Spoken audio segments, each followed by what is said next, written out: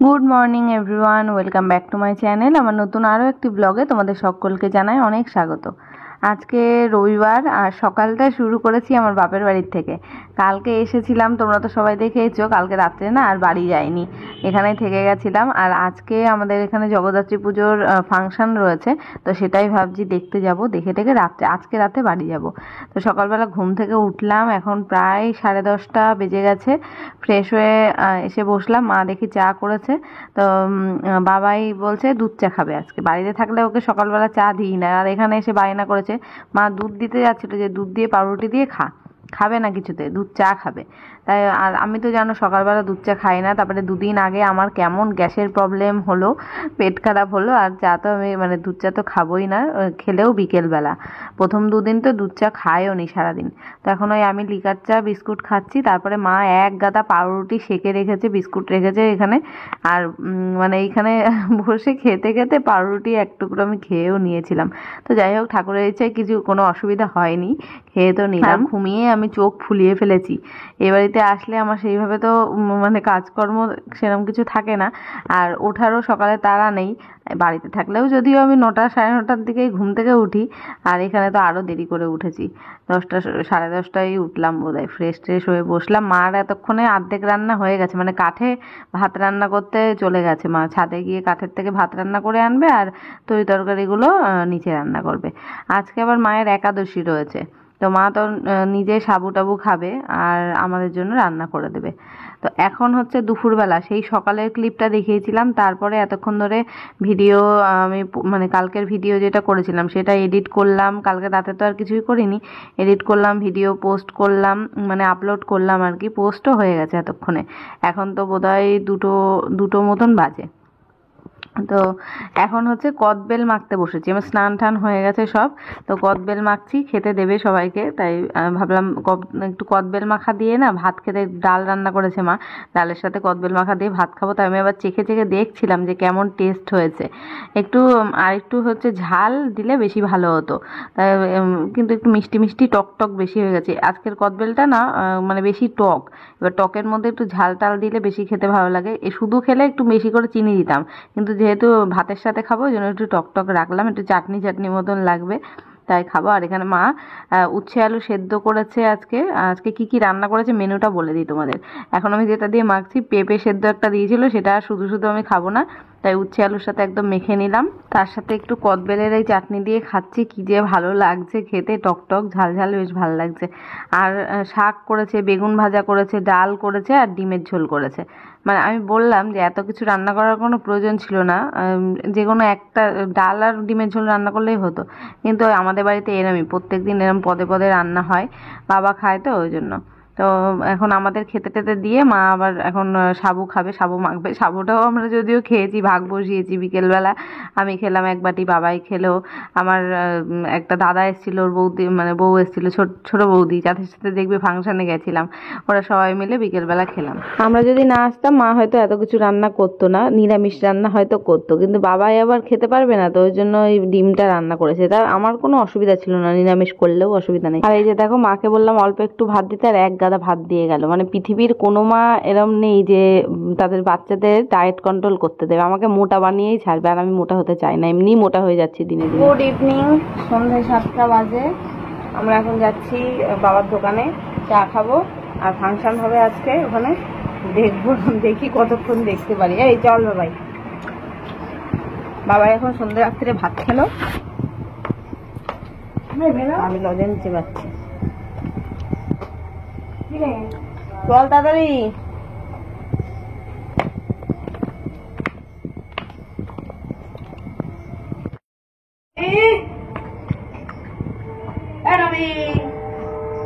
দেখিস ওর গায়ে লেজে পা লাগবে।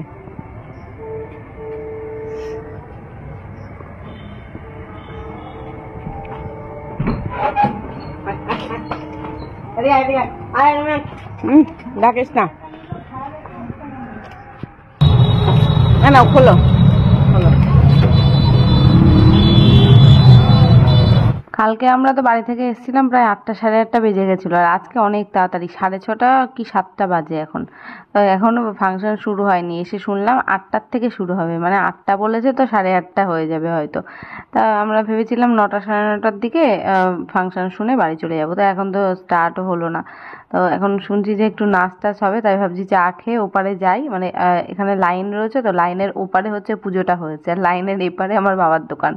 এখন দোকানে বসে চা খেয়ে ওপারে যাবো। আর এই টাইমটা না দোকানে ভিড়ের টাইম, তো আমরা যদি বাড়ির লোকই বসে থাকি 3জন জায়গা দখল করে, তখন লোকেরা এসে কোথায় বসে চা খাবে। তাই এখন দেখি চা খেয়ে ওপারে যাই। ওপার থেকে মাইকের আওয়াজ শুনে এপারে আসলাম যে ডান্স শুরু হয়েছে, ডান্স হচ্ছে, মানে ফাংশন শুরু হওয়ার আগে একটা ডান্স প্রোগ্রাম হচ্ছে। তা সেটা শুনতেই আসলাম। আবার কি গান দেওয়া যাবে না তো, কপিরাইট আসবে। ভিডিওটা ফাস্ট ফরওয়ার্ড করছি, তাড়াতাড়ি দেখো তোমরা।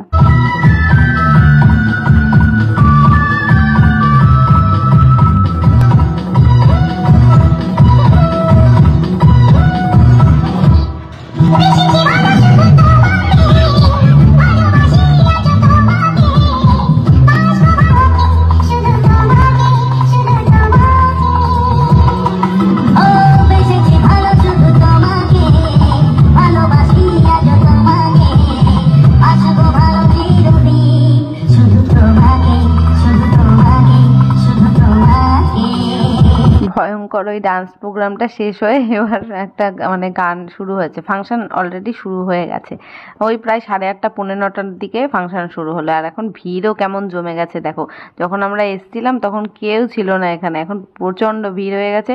আর এটা রাস্তার মুখে, তো একদম রাস্তার উপরে প্যান্ডেলটা, খুব ভিড়। আর আমরা যে জায়গাটায় বসেছি না, মানে মারাত্মক একটা জায়গায়, সামনে দিয়ে শুধু গাড়িই চলে যাচ্ছে, ঠিক মতন দেখতেও পাচ্ছি না, ভিডিও হচ্ছে না। আর এখানে চেয়ারে বসেছি আমরা, আর নিচে চটে গিয়ে বসিনি। চেয়ার পেয়েছিলাম, 2টো চেয়ার পেয়েছি, আমরা 4জন মিলে অল্টারনেটিভ করে বসছিলাম। মিষ্টি এসেছিলো, মিষ্টি, আমি, মা আর বাবাই, 4জন আর কি দেখছিলাম ফাংশন।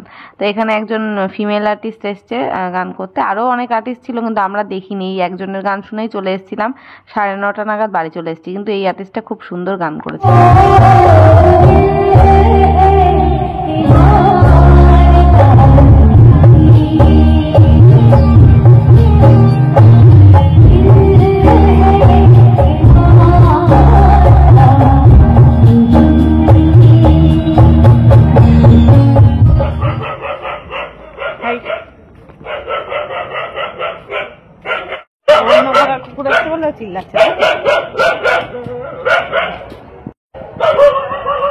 দাদু বাড়ি চলে এসছে,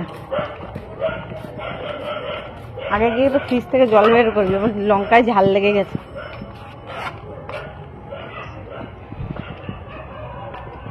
ফাংশনে গিয়ে এগরোল খেয়েছি, এগরোলের মধ্যে লঙ্কা দিতে বারণ করেছি, তাও একটা দুটো লঙ্কা ছিল, এত মারাত্মক ঝাল, আমাদের ঠোঁট মুখ জ্বলে যাচ্ছে আমার আর বাবায়ের।